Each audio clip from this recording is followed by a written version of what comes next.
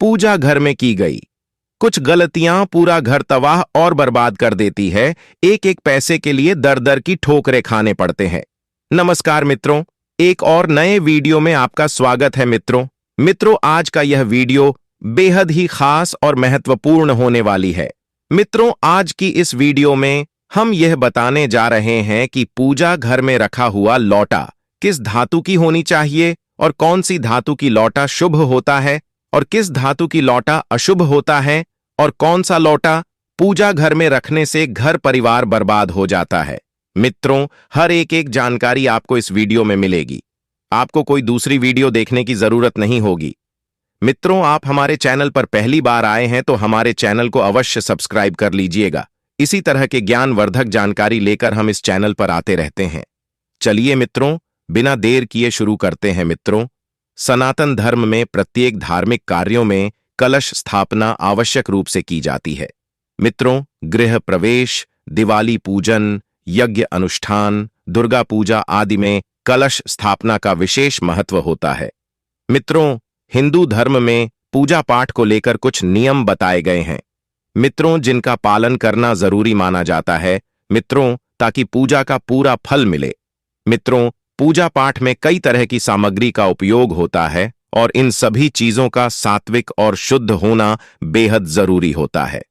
मित्रों, यदि ऐसा ना हो तो पूजा का फल नहीं मिलता है। मित्रों, बल्कि देवी देवताओं की नाराजगी भी झेलनी पड़ती है। मित्रों, इसीलिए पूजा पाठ में कुछ बातों का जरूर ध्यान रखें। मित्रों, इसमें पूजा में उपयोग होने वाले बर्तनों का भी अहम रोल है। मित्रों, देवी देवताओं की पूजा में कई प्रकार के बर्तनों का उपयोग किया जाता है। मित्रों, ये बर्तन किस धातु के होने चाहिए और किस धातु के नहीं। मित्रों, इस संबंध में कई नियम बताए गए हैं। मित्रों, पौराणिक मान्यताओं के अनुसार कलश के मुख में भगवान विष्णु, कंठ में भगवान शिव और मूल में ब्रह्मा स्थित होते हैं। मित्रों, कलश के मध्य भाग में दैवीय मातृ शक्तियां निवास करती हैं। मित्रों, कलश में भरा हुआ जल शीतल, स्वच्छ और निर्मल बना रहने का संकेत देता है। मित्रों, वहीं ये जल क्रोध, मोह, माया और घृणा जैसी भावनाओं से दूर रहने की सीख भी देता है। मित्रों, जिस तरह पूजा में उपयोग होने वाली सामग्री, भगवान को लगाए जाने वाले भोग का सात्विक और पवित्र होना जरूरी है, उसी तरह पूजा के बर्तनों का भी शुद्ध और पवित्र होना भी जरूरी है।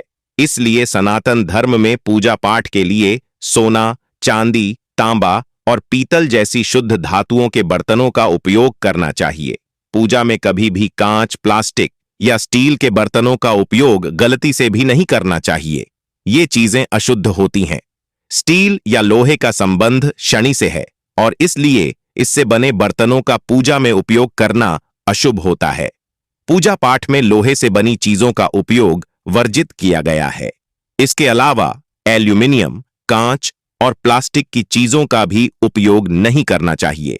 इन चीजों पर राहु का प्रभाव होता है, इस कारण इनका भी पूजा पाठ में उपयोग करना अशुभ माना गया है। पूजा की जगह पर तांबे के लोटे में रखा हुआ जल घर की नेगेटिविटी को दूर करता है और पॉजिटिव ऊर्जा का संचार करता है। घर में तरक्की के लिए भी जल को मंदिर में रखना शुभ माना जाता है। साथ ही जल को शुद्धता का प्रतीक माना जाता है, जो कि आसपास फैली अशुद्धियों को भी दूर करता है। जल के लोटे को हमेशा ईशान कोण में रखा जाना चाहिए। जल को वरुण देव के रूप में पूजा जाता है। पूजा में वरुण देव की स्थापना करने के लिए जल के कलश को स्थापित किया जाता है। यज्ञ आदि में दल के कलश की स्थापना का खास महत्व होता है। इसीलिए जल में तुलसी या आम के पत्ते डालकर रखा जाता है। ऐसा करने से जल पवित्र हो जाता है। कोई भी पूजा आरती बिना आचमन के अधूरी मानी जाती है।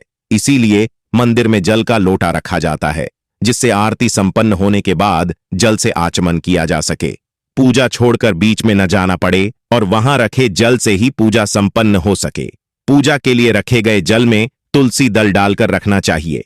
ऐसा करने से जल ज्यादा पवित्र माना जाता है।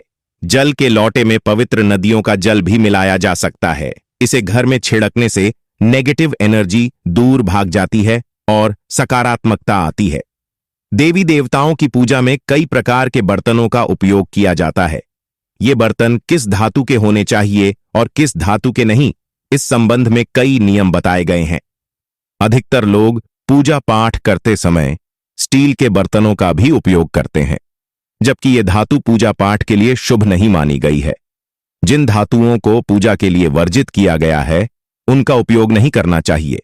शास्त्रों में सोना, चांदी, पीतल और तांबे की बर्तनों का उपयोग शुभ माना गया है। वहीं स्टील, लोहा और एल्यूमिनियम धातु से बने बर्तन वर्जित किए गए हैं। पूजा और धार्मिक कार्यों में लोहा, स्टील और एल्यूमिनियम को अपवित्र धातु माना गया है। इन धातुओं की मूर्तियां भी पूजा के लिए श्रेष्ठ नहीं मानी गई है। स्टील मानव निर्मित धातु है, जबकि पूजा के लिए प्राकृतिक धातुएं श्रेष्ठ मानी जाती हैं। पूजा में वर्जित धातुओं का उपयोग करने से पूजा सफल नहीं हो पाती है। इसीलिए स्टील के बर्तन भी पूजा में उपयोग नहीं करना चाहिए। पूजा में सोने, चांदी, पीतल, तांबे के बर्तनों का उपयोग करना चाहिए। पूजा पाठ के लिए सोने चांदी के बर्तन सर्वश्रेष्ठ बताए गए हैं। इसके साथ ही तांबे से बने बर्तन भी पूजा में उपयोग कर सकते हैं। सोना, चांदी, पीतल, तांबे से बने बर्तन पूजा के लिए श्रेष्ठ माने गए हैं। मान्यता है कि पूजा में इन बर्तनों का उपयोग करने पर पूजा जल्दी सफल हो सकती है। पूजा में बर्तनों का उपयोग करने पर ये बार बार हमारी त्वचा के संपर्क में आते हैं। इन धातुओं को रगड़ना हमारी त्वचा के लिए लाभदायक रहता है। आयुर्वेद के अनुसार इन धातुओं के लगातार संपर्क में रहने से कई बीमारियों में राहत मिल सकती है। स्वर्ण भस्म, रजत भस्म का उपयोग कई तरह की दवाओं में किया जाता है। जो लाभ इनकी भस्म से मिलता है, वही लाभ लगातार इन धातुओं के संपर्क में रहने से मिलता है। पूजा में लोहा, स्टील और एल्यूमिनियम से बने बर्तन उपयोग नहीं कर चाहिए। धार्मिक कर्मों के लिए ये अपवित्र धातुएं मानी गई हैं। इसीलिए इन धातुओं की मूर्तियां भी नहीं बनाई जाती। लोहे में हवा, पानी से जंग लग जाती है। एल्यूमिनियम से भी कालिख निकलती है। पूजा में कई बार मूर्तियों को हाथों से स्नान कराया जाता है। उस समय इन मूर्तियों रगड़ा भी जाता है। ऐसे में लोहे और एल्यूमिनियम से निकलने वाली जंग और कालिख का हमारी त्वचा पर बुरा प्रभाव डाल सकती है। इसीलिए लोहा, एल्यूमिनियम को पूजा में वर्जित किया गया है। शास्त्रों के अनुसार अलग अलग धातु अलग अलग फल देती है। इसके पीछे धार्मिक कारण के साथ ही वैज्ञानिक कारण भी है। सोना, चांदी, पीतल और तांबे की बर्तनों का उपयोग शुभ माना गया है। वहीं दूसरी तरफ पूजन में स्टील, लोहा और एल्यूमिनियम धातु से बने बर्तन वर्जित किए गए हैं। पूजा और धार्मिक कार्यों में लोहा, स्टील और एल्यूमिनियम को अपवित्र धातु माना गया है। इन धातुओं की मूर्तियां भी पूजा के लिए श्रेष्ठ नहीं मानी गई हैं। लोहे में हवा, पानी से जंग लग जाता है। एल्यूमिनियम से भी कालिख निकलती है। पूजा में कई बार मूर्तियों को हाथों से स्नान कराया जाता है। उस समय इन मूर्तियों को रगड़ा भी जाता है। ऐसे में लोहे और एल्यूमिनियम से निकलने वाली जंग और कालिख का हमारी त्वचा पर बुरा प्रभाव पड़ सकता है। इसीलिए लोहा, एल्यूमिनियम को पूजा में वर्जित गया है। चूंकि पूजा में वर्जित धातुओं का उपयोग करने से पूजा सफल नहीं हो पाती है, इसीलिए स्टील के बर्तन भी पूजा में उपयोग नहीं करना चाहिए। सबसे महत्वपूर्ण बात तो यह है कि स्टील मानव निर्मित धातु है, जबकि पूजा के लिए प्राकृतिक धातुएं श्रेष्ठ मानी जाती हैं। पूजा में सोने, चांदी, पीतल, तांबे के बर्तनों का उपयोग करना चाहिए, क्योंकि इन धातुओं की रगड़ हमारी त्वचा के लिए भी लाभदायक है। पूजा पाठ के लिए सोने चांदी के बर्तन सर्वश्रेष्ठ बताए गए हैं। इसके साथ ही तांबे से बने बर्तन भी पूजा में उपयोग कर सकते हैं। सोने को कभी जंग नहीं लगती और न ही यह धातु कभी खराब होती है। इसकी चमक हमेशा बनी रहती है। इसी तरह चांदी को भी पवित्र धातु माना गया है। सोना, चांदी आदि धातुएं केवल जल अभिषेक से ही शुद्ध हो जाती है। विष्णु की एक प्रकार की मूर्ति, जो प्रायः पत्थर की गोलियों या बटियों आदि के रूप में होती है और उस पर चक्र का चिन्ह बना होता है। जिस शिला पर यह चिन्ह नहीं होता, वह पूजन के लिए उपयुक्त नहीं मानी जाती। यह सभी तरह की मूर्तियों से बढ़कर है और सिर्फ इसी की पूजा का विधान है। शिव की एक प्रकार की मूर्ति, जो प्रायः गोलाकार में जनेऊ धारण किए होती है, इसे शिवलिंग कहा जाता है, अर्थात शिव की ज्योति। यह सभी तरह की मूर्तियों से बढ़कर है और सिर्फ इसी की पूजा का विधान है। शालग्राम और शिवलिंग के घर में होने से घर की ऊर्जा में संतुलन कायम होता है और सभी तरह की शुभता बनी रहती है। छोटे से तांबे के लोटे में जल भरकर उसमें तुलसी डालकर हमेशा पूजा स्थल पर रखा जाता है। यह जल आचमन का जल कहलाता है। इस जल को 3 बार ग्रहण किया जाता है। माना जाता है कि ऐसे आचमन करने से पूजा का 2 गुना फल मिलता है। पंचामृत का अर्थ 5 प्रकार के अमृत, दूध, दही, शहद, घी व शुद्ध जल के मिश्रण को पंचामृत कहते हैं। कुछ विद्वान दूध, दही, मधु, घृत और गन्ने के रस से बने द्रव्य को पंचामृत कहते हैं और कुछ दूध, दही, घी, शक्कर, शहद को मिलाकर पंचामृत बनाते हैं। मधुपर्क में घी नहीं होता है। इस सम्मिश्रण में रोग निवारण गुण विद्यमान होते हैं। यह पुष्टिकारक है। चंदन शांति व शीतलता का प्रतीक है। एक चंदन की बट्टी और सिल्ली पूजा स्थल पर रहना चाहिए। चंदन की सुगंध से मन के नकारात्मक विचार समाप्त होते हैं। चंदन को शालग्राम और शिवलिंग पर लगाया जाता है। माथे पर चंदन लगाने ने मस्तिष्क शांत भाव में रहता है। अत्यंत श्रम से प्राप्त संपन्नता का प्रतीक है चावल, जिसे अक्षत कहा जाता है। अक्षत अर्पित करने का अर्थ यह है कि अपने वैभव का उपयोग अपने लिए नहीं बल्कि मानव की सेवा के लिए करेंगे। देवी या देवता की मूर्ति के समक्ष फूल अर्पित किए जाते हैं। यह सुंदरता का एहसास जगाने के लिए है। इसका अर्थ है कि हम भीतर और बाहर से सुंदर बने।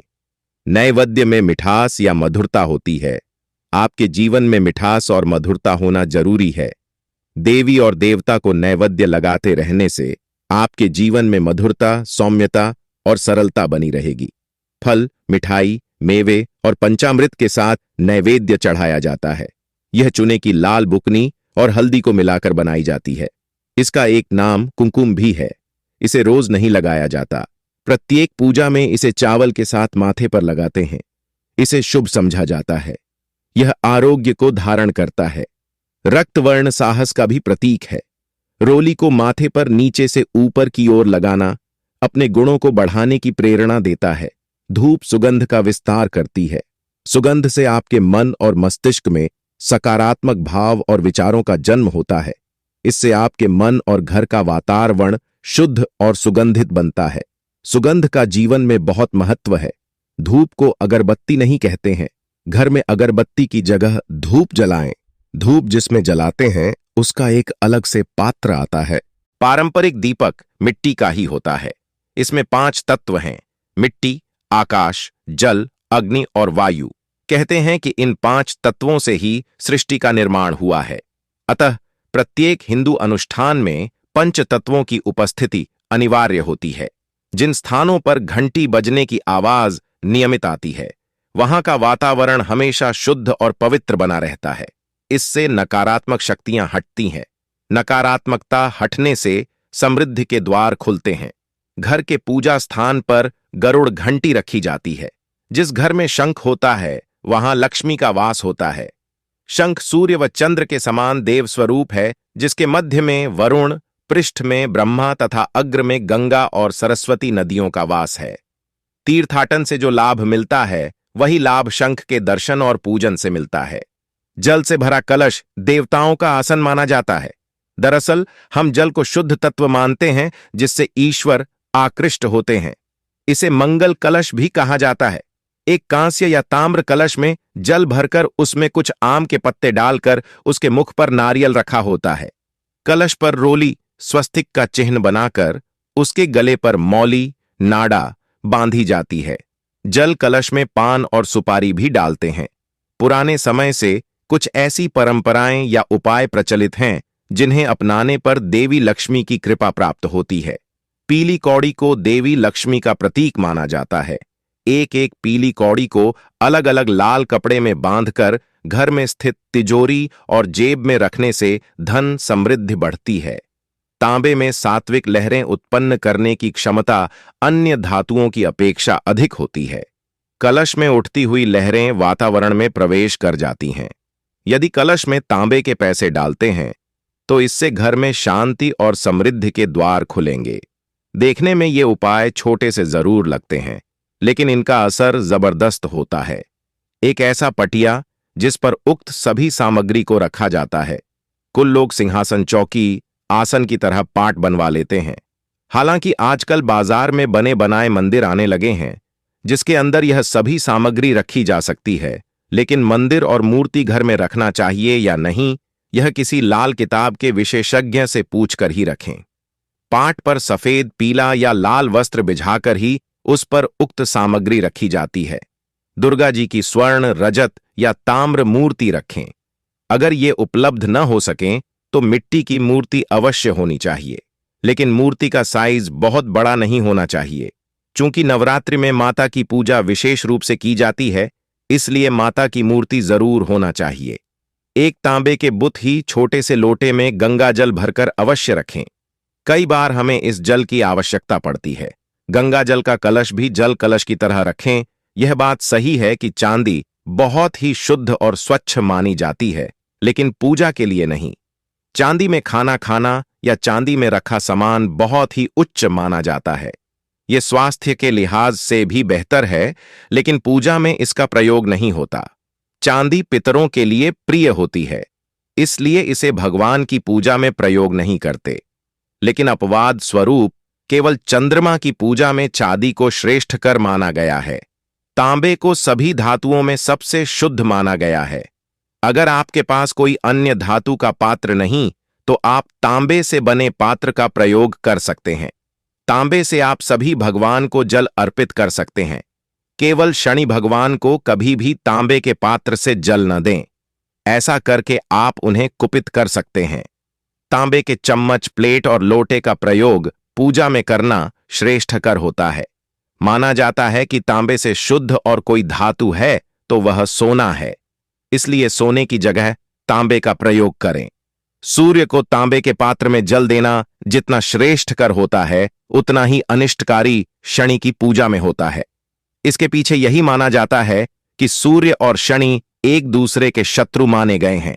लोहा वैसे तो पूजा के लिए बिल्कुल सही धातु नहीं माना गया है, लेकिन अपवाद स्वरूप लोहा केवल शनि भगवान की पूजा में प्रयोग होता है। शनि भगवान की पूजा में अगर लोहे का प्रयोग किया जाए तो वह बहुत ही शुभकारी और फलदायी मानी जाती है।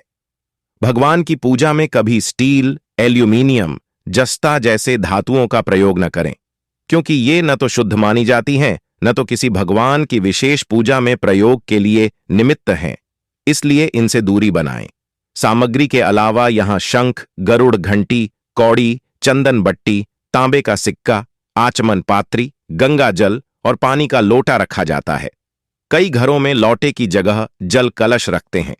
पूजा से पहले जल से भगवान की मूर्ति को स्नान कराने के बाद पूजा के स्थान पर जल छिड़क कर उसे पवित्र करते हैं।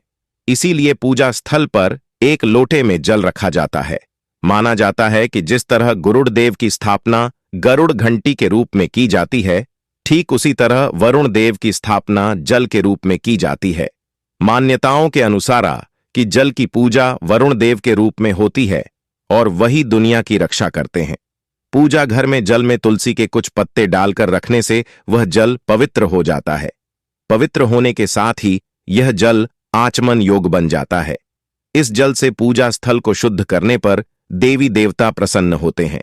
पूजा घर या उत्तर और ईशान कोण में हो तो यहां जल की स्थापना जरूर करनी चाहिए। ऐसा करने से घर में सुख समृद्धि बनी रहती है। पूजा के स्थान पर तांबे के बर्तन में जल भरकर रखना बहुत ही शुभ माना जाता है। वास्तु के अनुसार पूजा घर में जल रखने से घर में सकारात्मक ऊर्जा का संचार होता है। मित्रों, आप अभी तक हमारे चैनल को सब्सक्राइब नहीं किए हैं तो चैनल को अवश्य सब्सक्राइब कर लें। धन्यवाद।